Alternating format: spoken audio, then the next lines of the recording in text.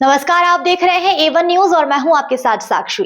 आइए रुक करते हैं तमाम बड़ी खबरों की ओर। झज्जर जिले से बड़ी खबर सामने आ रही है। बादली से कांग्रेस विधायक कुलदीप वत्स को जान से मारने की धमकी मिलने के बाद वे मीडिया के सामने आए और प्रेस कॉन्फ्रेंस करते हुए पूरे मामले की निष्पक्ष जांच की मांग की। विधायक कुलदीप वत्स ने बताया कि उन्हें फोन पर जान से मारने की धमकी दी गई। कॉल के दौरान भद्दी गालियों का इस्तेमाल भी किया गया।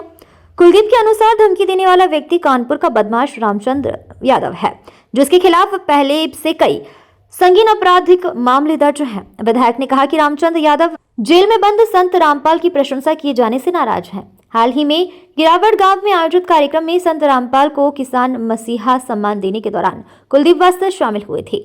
विधायक ने बताया कि उन्होंने पुलिस को लिखित शिकायत देकर आरोपी के खिलाफ FIR दर्ज करने की मांग की है। वत्स ने कहा कि यह बदमाश हरियाणा के कई नेताओं को भी धमकी दे चुका है। उन्होंने साफ कहा है कि वे न धमकियों से डरेंगे न ही झुकेंगे और समाज हित में अच्छे कार्य करने वालों की आगे प्रशंसा करते रहेंगे। ये किसी पार्टी से जुड़े उन्होंने बीजेपी को भी गाली दे रहा, ये तो बीजेपी को भी गाली दे रहा। नहीं सर, इंटरेस्ट कई बार ऐसे हो जाते हैं ना, जैसे आप पहली बार यहाँ पे मंच पे गए हैं, जज्जर के बीजेपी के भी नेता यहाँ पर थे, उनके पास किसी के पास फोन नहीं आया, केवल आपके पास ही आया। तो क्या इस क्षेत्र में ऐसा हो सकता है कि कांग्रेस को टारगेट किया जाए? नहीं, ऐसा नहीं हो सकता कि वो मेरे को टारगेट करे, कांग्रेस को टारगेट करे। वो करा उसको मुझे नहीं पता, पर क्या पता उनके पास भी आई, वो ना बताते हो तो वो बताए। मैं कह दूँ हाँ नहीं आई, ये नहीं आई। देखिए क्या होता है, राजनीतिक है ना, एक ब्लेम की। मैं छोटी राजनीति नहीं करता ना, मैं कभी किसी को विधायक जी जब से घटनाक्रम ये इतने नेताओं को थ्रेट आई। अरे आप सत्ता के विधायक हो, आप लोगों ने कार्रवाई क्यों नहीं करी इनके खिलाफ? आप बड़े बड़े सीनियर नेता हो, सब चौधरी संपत सिंह कोई आज के नेता है क्या? पढ़े लिखे, उसको इतनी गंदी गालियां दे रहे। मेरे को आंसू आ गई। हमने कोई गलत काम थोड़ी किया। मैं कह रहा हूं, मैं जहां पे संत रामपाल जी जो अगर अच्छे काम करते हैं तो मैं कह रहा हूं, मैं पूर्ण रूप से आज भी कहता हूं समर्पित हूं, तन मन धन से। मेरे काकाताओं की, मेरे भाइयों की, मेरे इलाके की, मेरे प्रदेश की कोई भी व्यक्ति, मैं राजनीतिक से ऊपर उठ के कहता हूं, अगर कोई भी व्यक्ति अच्छे काम और समाज सेवा की बात कर, भाई संत महात्मा तो बहुत है, मैं किसी को नहीं करता हूं, पर हमारे किसान पे आपदा आई तो उन्होंने हाथ बढ़ाया आगे उनकी गरीब की, किसानों की। मेरी जहां लिख रखी है मरना, मैं वहां मरूंगा, कोई माई गला रोक नहीं सकता। जिसके हजारों लाखों सिक्योरिटी थे, वो तो भगवान ने जान लिखी है। तो मैं सबसे ये कहता हूँ कि ऐसे लोगों को ना बर्दाश्त करना चाहिए। मैं तो करता नहीं भाई, मेरे पे तो बादली की जनता ने मेरे को यहाँ भेजा है और बादली की जनता की आवाज बन के भेजा है। तो मैं अपने काकाताओं में, तो मैंने तो जनसभा में भी कहता हूँ, हर आज भी कहता हूँ, भाई मेरे को जो बादली की जनता ने ये इज्जत की पगड़ी बांधी, मैं अपने काकाताओं से कहता हूँ मेरी गर्दन कट जाएगी। इस पगड़ी पे मैं ना कभी कोई लांछन लगने दूं, ना कोई दाग लगने दूं, और ना इस पगड़ी को झुकने गाली। हाँ, उन्होंने कहा कि भाई जितने साले बीजेपी के नेता है और ये कांग्रेस के, इनको सबको बैठा के बम सुड़ाओ। उन्होंने जो बातें की, मतलब लूज टॉक, ना कोई पैसे की, वेरी बिग थ्रेट, बम से मारने की धमकी शायद पहली बार किसी नेता को मिली हरियाणा। तो ये चीजें कि मैंने फिर उसको कहा, मैंने भी एक का निकली मेरे मुंह से भी कड़ी बात, मगर मैं उठवाऊंगा तेरे को वहीं कानपुर से, माँ बाप का खून है, तू उसको वहीं रहना, तू गुंडा है। मेरे पास मेरी पुलिस पूरा हुआ ना, मगर मेरी पुलिस तेरे को उठाएगी, हमारी जो हरियाणा के। मैंने यार एक चीज और भी है ना, तो हम हमारे कोई प्रदेश की पुलिस को यूपी से कम है, तो मैंने कहा उठाएगा। हमारी पुलिस गई हुई है और हम 101% उसको उठा के और उसका इलाज करने का काम करेंगे। उसको सलाखों के पीछे भी जाएगा। उसको जो इसमें षड्यंत्रकारी है, उनको किसी को मैं मांग भी करता हूँ, बख्शना भी नहीं चाहिए।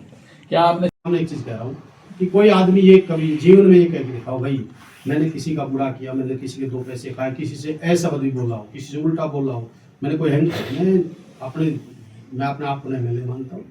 मेरी काकाताऊ, मेरे परिवार ने मुझे ये जिम्मेवारी दी, तो जब तक मेरे काकाताऊ मेरे जिम्मेदार थे, तो मेरी जिम्मेवारी को पूर्ण रूप से निभाने का काम करूँगा, डरने का काम नहीं। क्या सत्ता पक्ष के मुख्यमंत्री हों या उनके मुख्य सलाहकार हों, क्या आपको आश्वासन दिया गया है आपकी सुरक्षा को लेकर? क्योंकि आपकी सुरक्षा को भी बड़ा खतरा रहता है। देखिए, मेरी सुरक्षा भगवान करता है और मैंने मेरे भाईचारे पे, और मैं एक चीज कहूँगा सरकार से, मुझे अपनी सुरक्षा की कोई चिंता नहीं है। मुझे ऐसे लोगों की जरूर इलाज की जरूरत है जो ताना बाना, जो प्रदेश में डर का माहौल पैदा करना चाहते हो, जो समाज को तोड़ना चाहते हो, ऐसे लोगों के खिलाफ कार्रवाई जरूर से हुई है। और मैंने उनको कहा एक दो लोगों से मेरी हुई बातें। मैंने कहा आप लोग इतने बड़े नेता हो, इतने बड़े परिवार से हो, आप लोगों ने ऐसे लोगों से नहीं डरना चाहिए। हमारे नरेश सेरवाल जी हैं, हमारे जो विधायक है कांग्रेस के, उसके साथ भी अरे वो बेचारा ठीक है, शरीफ है, अच्छा व्यक्ति है, उन्होंने धन्यवाद किया। उन्होंने तो विधानसभा में भी धन्यवाद किया था कि भाई संत रामपाल महाराज जी ने अच्छा काम किया है, तो उसको के साथ भी वारदात करने की कोशिश कर दी। ऐसे लोगों को तो मैं कह रहा हूँ कि ऐसे लोगों को मतलब जबरदस्त तरीके से इलाज करना चाहिए। आपने भी मेरे सामने आके करी, तो भाई मैं आज ये आप लोगों के सामने इसलिए मैं आज आपके बीच में आया था कि भाई खासकर मैं नेताओं से भी रिक्वेस्ट करता हूँ, ऐसे नेताओं ने देखिए हरियाणा पुलिस, आर्मी फोर्स, कोई भी पुलिस है किसी भी स्टेट की और पॉलिटिकल, मुझे गर्व होगा अगर मैं अपने प्रदेश के लिए अपनी कुर्बानी भी दूं और अच्छे काम के लिए दूं, तो मुझे कोई भी मौत से डर नहीं लगता। मैं आज आपके चैनल के माध्यम से कहता हूं, और अपने बादली हल्के के गौरव को मैंने बढ़ाना, कहीं कमजोर नहीं करना। उन्होंने इतने लोगों को धमकी दी, कोई नहीं बोला, पर ये बादली की जनता का बेटा है। मैं ना अपराधी को, ना अपराध करने वालों को, ना नशाखोरी वालों को, कुलदीप इनका बेटा, इनका खून बिल्कुल बर्दाश्त नहीं करेगा। मैं किसी एंगल से इन लोगों से, ना इनकी धमकियों से डरता, ये तो बम के किसी चीज से भी, मैं संतर आदमी हूं, अकेला भी चलने वाले व्यक्ति हूं, मैं जनता का हूं, मैं किसी बात से नहीं डरता। तो आज मैं इसीलिए बिल्कुल भी ऐसे व्यक्तियों को बख्शने वाला नहीं हूं। और पुलिस का मैं धन्यवाद करता हूं, पुलिस ने तत्परता से, हमने अपनी पुलिस पे, अपने प्रशासन पे हमें पूर्ण रूप से विश्वास है, वो तुरंत प्रभाव से उन्होंने कार्रवाई की। मेरी सभी उच्च अधिकारियों से भी बात हुई, और जो मैं डीजीपी साहब से भी, एडीजीपी सीआईडी से, मुख्यमंत्री जी से भी मैं मिलके इसके जो पूरा पर्दाफाश इसका मैं करने का काम करूंगा। जो लोग इसमें मिले हुए हैं, जो शरारत यहाँ हो रही है प्रदेश के अंदर, एक अमन चैन हमारा भाईचारा जो बिगाड़ने की कोशिश कर रहे हैं, ऐसे लोगों को बख्शा नहीं जाएगा। और उन्होंने कहा कि कानपुर, मैंने कहा है उस रिकॉर्डिंग में भी सुना, मैंने कहा भाई मैं तेरे को चैलेंज करता हूँ, मगर तेरे को कानपुर से उठाएंगे, तो कानपुर से उठाएंगे। और हमारी पुलिस पूरी तत्पर से, हमारा प्रशासन पूरा उसी दिन से इस मामले में लगा हुआ है। और दोषी को, मैं तो कहता हूं, कोई भी जिस भी किसी व्यक्तियों को जो थ्रेट आती है, हम क्या करते हैं, हम डरते हैं।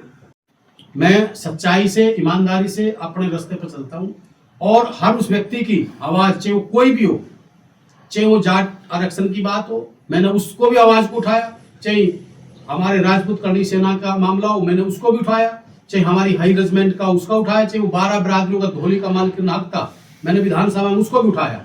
तो मैं हर उस चीज को जो मुझे जायज लगेगी, चाहे किसान आंदोलन था, चाहे हमारे खिलाड़ियों का सम्मान की बात थी, चाहे हमारे पीछे जो बच्चियों के साथ बलात्कार हुआ, चाहे वो अपराधियों का था, मैंने हर मुद्दे में मैं उठाता हूँ। मैं बिल्कुल निष्पक्ष भाव से इस बात को उठाता हूँ। जहां तक आज ये जो बात हुई है, मैं जरूर उन नेताओं से भी कहूंगा कि आप लोग जनता के जनप्रतिनिधि हो।